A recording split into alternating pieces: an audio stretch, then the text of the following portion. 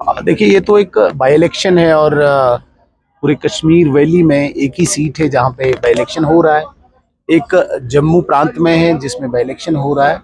जहाँ तक बडगाम की बात कर रहे हैं तो बडगाम में आज हमारे जो ऑफिशियल नॉमिनेटेड कैंडिडेट है, जिसको भारतीय जनता पार्टी के हमारे पार्लियामेंट्री बोर्ड ने अभी पीछे नॉमिनेट भी किया है, ऐसे आगा मोहसिन साहब जो हमारे बहुत ही सीनियर लीडर भी हैं बडगाम के, आज उनका नॉमिनेशन फाइल कर रहे हैं हम। भारतीय जनता पार्टी पूरी जीत की उम्मीद के साथ आज आगाज कर रही है और जिस प्रकार से कश्मीर में आज उन लोगों को बेनकाब किया जा रहा है जिन्होंने यहाँ की गरीब जनता के साथ वादे किए थे, और ये आज के वादे नहीं है, लगभग पिछले 70 सालों से एक ऐसी जमात ने, एक ऐसे परिवार ने, एक ऐसे फैमिली ने वादे किए हैं जो हमेशा धोखे में बदले गए कश्मीर की जनता के साथ। यहीं पे बडगाम की अगर हम बात करते हैं, यहाँ पे भी बहुत सब्ज़बाग दिखाए गए।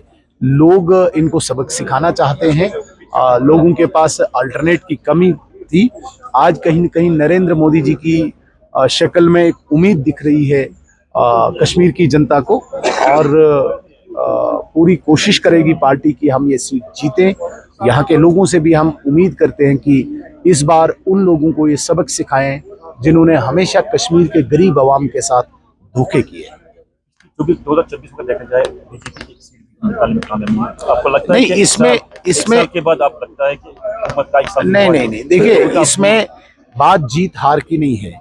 भारतीय जनता पार्टी थोड़े समय से ही कश्मीर में फैल रही है और आपने देखा होगा आज ऐसा कोई कोना नहीं है, आज ऐसा कोई गांव नहीं है जहां भारतीय जनता पार्टी नहीं है।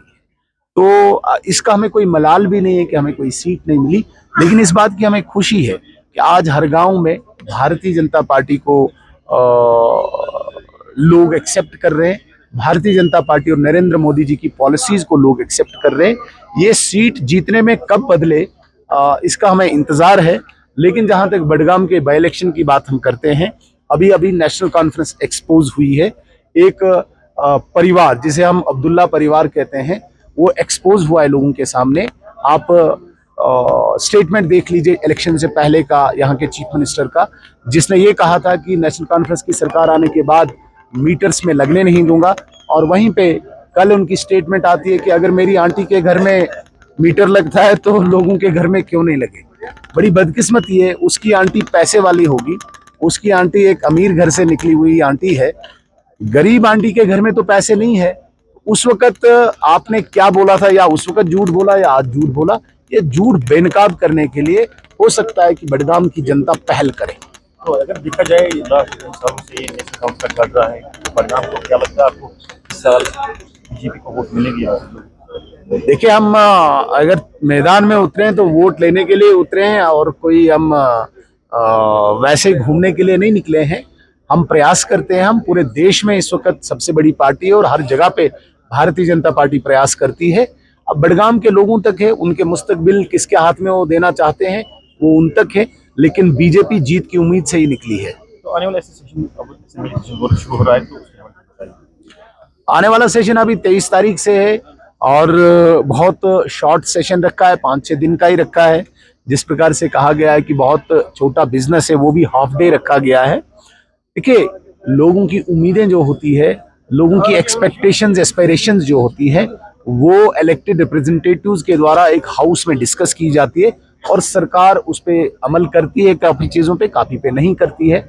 ये एक ऐसा फोरम होता है जहाँ पे लोगों की आवाज़ उठाई जाती है। अब देखते हैं, ये जो असेंबली सेशन अभी रखा गया है, भारतीय जनता पार्टी अपोजिशन में है, विपक्ष में है, और हमसे बहुत ज़्यादा लोगों को उम्मीदें हैं। जो डिप्राइव्ड सेक्शंस हैं, जिसमें गरीब है, नौजवान है, किसान है, बुजुर्ग है, महिला है, इन सब को बहुत ज़्यादा उम्मीदें भारतीय जनता पार्टी से है, और ऐसे डिप्राइव्ड सेक्शंस की आवाज़ भारतीय जनता पार्टी असेंबली में बनेगी। नगरोटा वन साइडेड है। नगरोटा 2024 में भी एक लैंडस्लाइड विक्ट्री हमारी वहां पे हुई थी, और रिकॉर्ड पूरे जम्मू कश्मीर की वही सीट है बीजेपी के लिए। इस वक्त भी जिस प्रकार से अभी 18 तारीख को नॉमिनेशन फाइल हुआ, वो एक इंडिकेशन थी पूरी जम्मू कश्मीर के लिए कि नगरोटा सीट को दोबारा से भारतीय जनता पार्टी जीतेगी।